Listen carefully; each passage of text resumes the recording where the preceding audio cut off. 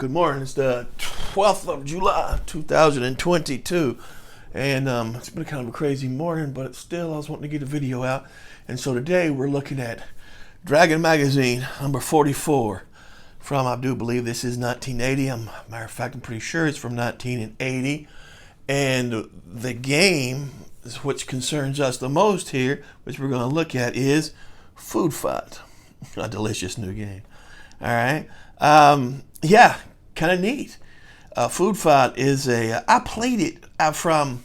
There was that box set, the best of Dragon Magazine games. I knew somebody that had that, and I played it. And believe it or not, that's if you can find that best of Dragon Magazine games, which at one time I think sometimes you can find at pretty good prices. There's some decent hex and counter games in there, and Food Fight, so I played it out of there. It's a better game because it's colored and you got kind of even better counters. The counters still suck, but they're better than what you get here. But yeah, I wanted to look at it. I think it's a neat game. I think it's a neat look at a game. It's a war game where no one gets killed, if you will. And while we're at it, we'll look at Dragon Magazine, man. Look at that miniature. Talking about miniature Martian metals, right? Miniatures. So, Dragon Magazine, at this time, it's 1980, so you got Dungeons and Dragons been out a good while, but you still have a lot of crossover. Nowadays, I think a lot of people act like RPGs and war games are completely separate fields, and which they're really not that separate if you play with miniatures, right?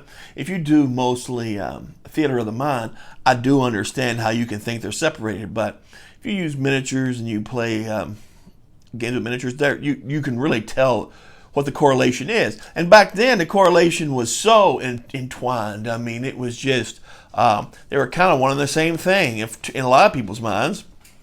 And still in my mind, it's like that. But we'll look at the book and then we'll look at Food Fight.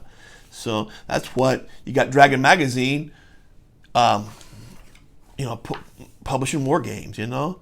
Look here, a fantasy modeling. That was a man. Those fantasy minis back in the day, those models back in the day were fantastic. That always drew me in when I was at the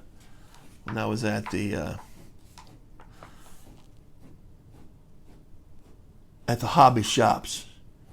All right, I believe that's a fiction story. Hey, look at that Boot Hill. That was an RPG, a very cool one. All right. I think this is maybe another piece of fiction. Advertisement, which you're going to see a lot of advertisements because that's what magazines, how they made their money. Like here, that's cool. The Midwest is Dungeons and Dragons country. Yeah, it surely was, and it surely is too. Especially when you get up there, Chicago, Wisconsin, Minnesota, the Twin Cities area. Yeah, man, there's a lot of gaming going on up there, to be honest with you. Sure are. So there's a lot of cool. Man, look at all those hobby shops. You just don't find them like you used to, All right. All right, man. Sorry, I'm just checking things out with this. All right. Hey, this is good here. I did read this. This is a Simulation Corner. It's by the very known war game designer John Prados, and he's got a history of games and gaming, and he brings up the point that maybe we need more of a hit, because he wrote an article evidently that said SPI started with the moving rivers along hex lines, and somebody wrote in and said, no, that was Avalon Hill. Which game was it? I forget my own self. And I think that's still a place within gaming, with wargaming specifically, that we don't know a lot. I mean, there are some decent books.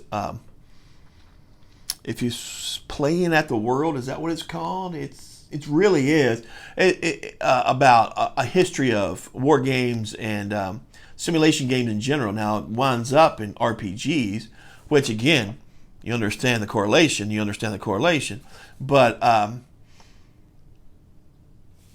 yeah, I think there still needs to be a necessary. Most people don't know that the Fall of Rome by who was that by? John Young was the first. That bird's killing me, but was the first solitaire war game, right? Or they may not know the Rand Corporation developed the hex, and that's Charles Roberts ended up stealing that from the Rand Corporation. Using the idea, I should say, or that Charlie Roberts and the Rand Corporation kind of on their own both came up with the CRT, right? Or Charlie Roberts used the CRT and the Rand Corporation had already been using it in professional war games. So I think that's still a needed thing, but that's a neat look at that. And here we are. Here we are at Food Fight, right? So this is the introduction. Let's look at the introduction quickly.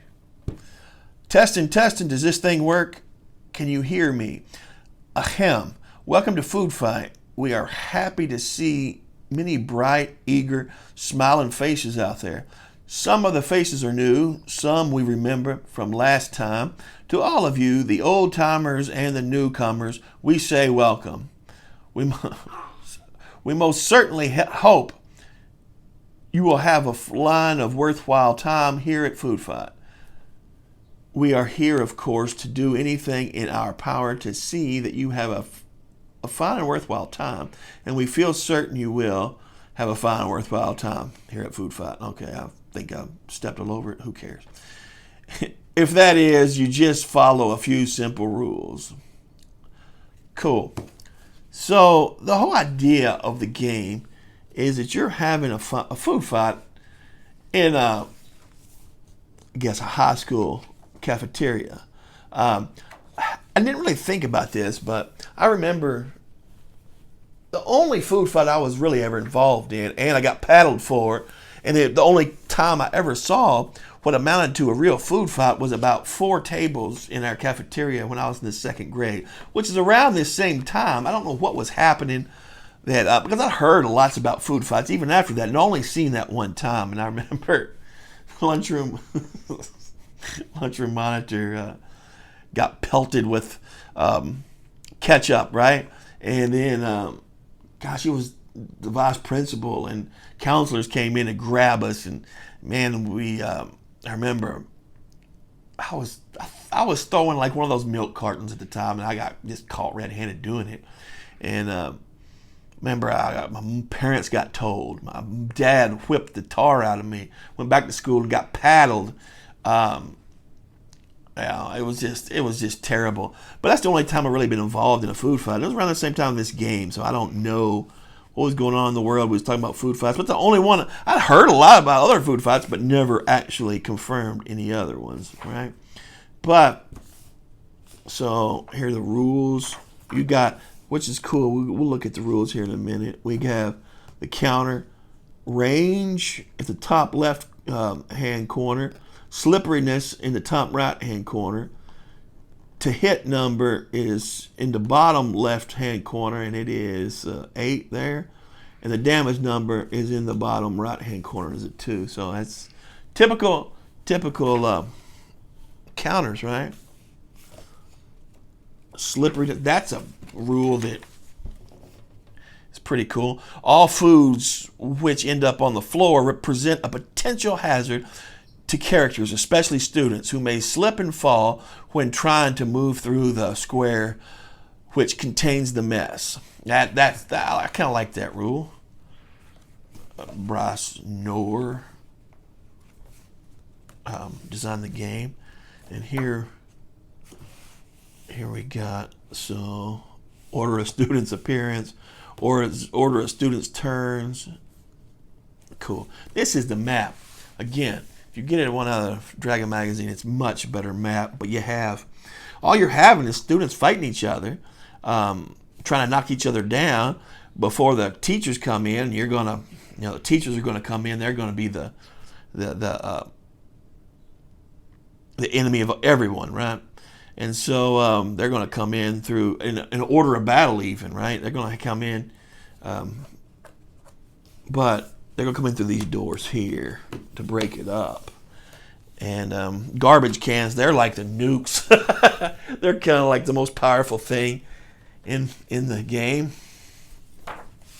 But let's continue to look a little bit more. There's the garbage can you can use. Let's look at that real quick. Garbage cans. Garbage can is perhaps the student's ultimate weapon in food fight. Yeah, absolutely. 4 cans are positioned on the board. Players desiring to obtain the use of a can will follow the following procedure.